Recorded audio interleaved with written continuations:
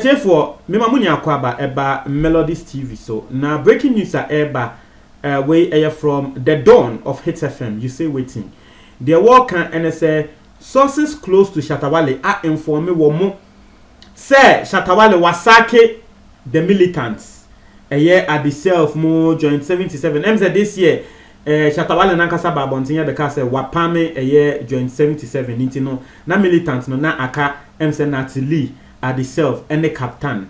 The yet say and they say sangrofo na womo aka nso Shatawale abomochin kunsa a wo kan say womo free camp no na dia womo ye ne dia yenim but source a kasa tre Hits FM no dia e kan and say these people rather than being fans and are being loyal to Shatawale's music life no they were trying to get into Shatawale's personal life. Not just say Shatawale na brabo bi mo a anane nyama bi a esi e wona brabo mo a wosusu se emfa san krofo we hu no eno e na krofo we wo mo ye den wo mo ye.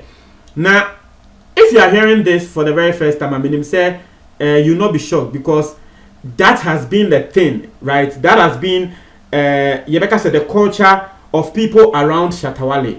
Mostly we share since time Shatawale better than very famous and very popular. Womo na womo ben na woni omo eye endamfofo pan na wo ka se womo ye family no. Say later no be hu say na Shatawale ni omo nya ntokwa bi na tre say omuntem ayeden atete. We can talk of the Lonzy Blades.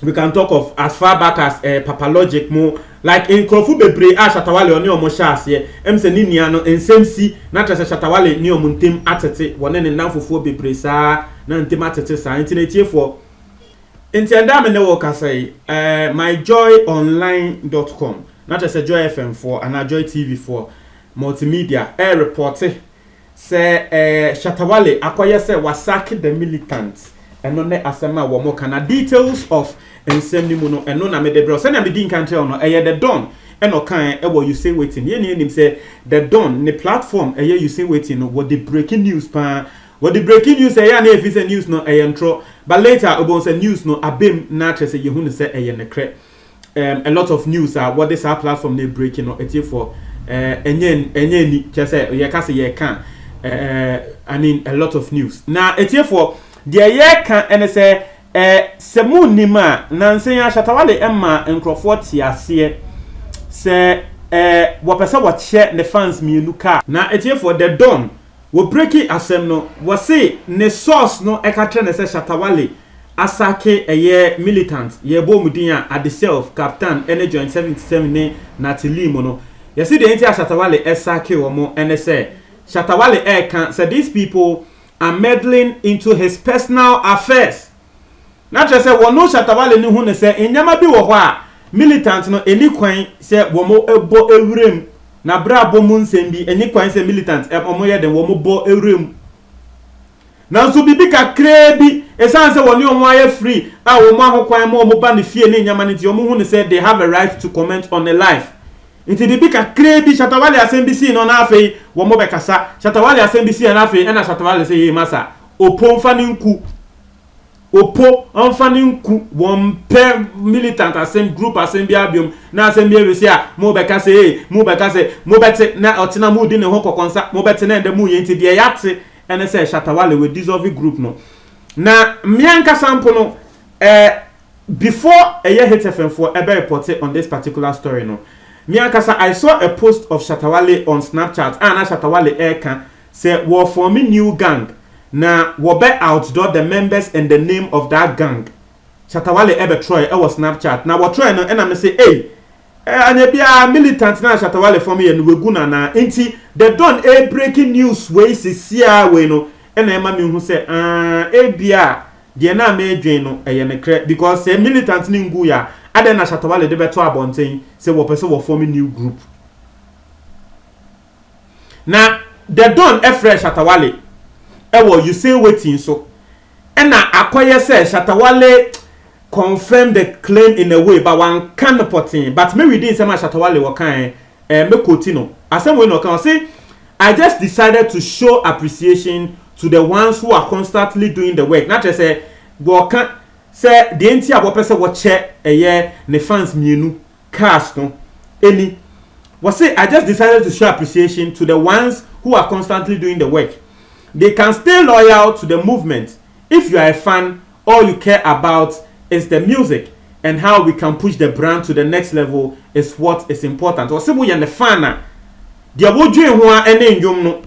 Or to us, some of the fans sometimes they want to come into your personal life and things. It is an example to just show other fans that when you are supporting an artist, his personal life is different from his professional life. Wasi wopese adie we ya AC e won the camp no.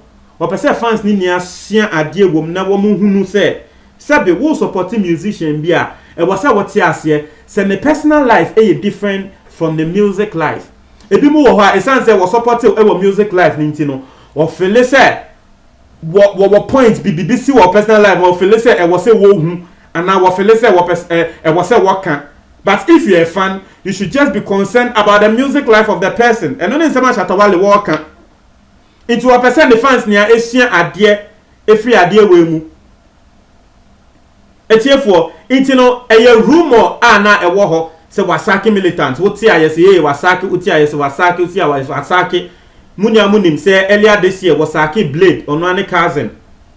Wani Bulldog enso nsensen balance wo ma back. Shatta Wale manager na efeno I think Olympio o said no Julio nso wo besake ne ye bete se Wasake no Pop Skinny ye ni ayete ye se Shatta Wale den esake no nti no it's as if there is some miscommunication between Shatta Wale and the people around him, just like ono Shatta Wale ne kano wono Shatta Wale hunu say if you are my friend you should be my friend, you shouldn't come into my personal life.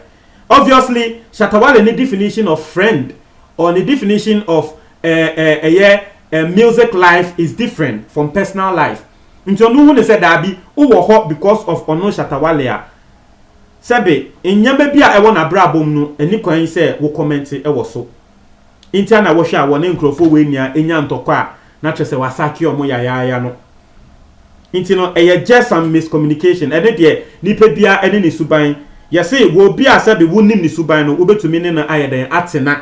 Nti e bia wonim Shatta Wale pa na wonim ni suban se o ensem bi si a won pese wo bekasa obetumi ne den obetumi ayeden ene na ayeden atena because wonim de wo pe. What you say? Aha. Nti no de yate kan ne se militant no omo na mechi e na wo mo patrol because they want to rejoin. Woman who said Dabi, if Shatta Wale sacks them, but I mean, if Shatta Wale indeed has sacked them, for me, it's not actually a surprise. For me, it is not a surprise. Now, the entire confusion is where Omoka said the crash Shatta Wale asaki Omoka. You need to say Shatta Wale ko show bia one militants in neko. Show bia Shatta Wale beko bia one militants in neko. But Andre here Shatta Wale ko perform here. Ewo Impatwem concert. Woko perform here wa Impatwem concert. Shatta Wale ne nkwa neko he. Militants bia ni wa no di nechi. Na say militants ni mehu say wo mu ankasa release wo mu njumbi. First no na ko mu release wo mu njuma. Shatta Wale na ankasa be posting njuma to wo no Shatta Wale ne channel so. Owi ana wa share. But wey o mu release njum no eni ono Shatta Wale ne channel so. Uba Facebook nso a won share post ne ye. It is answer wey ana Shatta Wale wo ye as share won nye biom no. Ene ma nkrofo eka se ne kre Shatta Wale eni militanti wo moton kwanta ya pai. Na say wasanso eko show bi na nsen ya wako perform we taking over we dey yoga guy ene say sanjum no woni militant na boy what you say but ono nkwa na eko stage wako perform here in a very long time. Shatta Wale send am din kan no militant wo makwa say the personal bodyguards aside the music they do no omo ne Shatta Wale ko baby wako interview la Shatta Wale Abeku Santana interview no wa two kra no oni militant na eko interview bia wo beko bi oni omo na eko ba nansen yesi wo ko a wono nko a nansen yesi wo ko a wono nko anti akoye say people are saying say the rumor is true but say na medin kan che no the close source are revealing assembly eka say the militants are currently pleading constantly wo mo patrol say Shatta Wale ye pese ye be join ni biom yesrew boni bi ne ya fa che yen ye biom aha eno ne yate say they are constantly pleading. Now, as to whether Shatta Wale will heed to their constant pleas, no, and no any issue, I don't know, but wo hwe Shatawale a first sa PM boss first ye ka wo mu ana wo mo tale Shatawale ho na ye beka say they were the real people, they were the real militants of Shatawale. Started na D Sheriff PM boss Arabi ena Abranche we your friend is saying Rude Boy Ranking what you say and then woman na senya and then say ne kese militancy Shatawale asake omo and then woman na so sa ye ni aye hu ye senya Shatawale sake Arabi PM boss ena Rude Boy mo Shatawale na nkasa ne godfather your friend no Dipoti ono kra ye ni aye be hu ye senya Shatawale ye den esake no it actually means these people no Shatawale expect say for some time somewhat na me hu for some time I also me hu say inyama bi wo ho amempe ba akoya say nkrofo we they are not learning, they are constantly doing things I say Emma Shatawale ni buefu de bia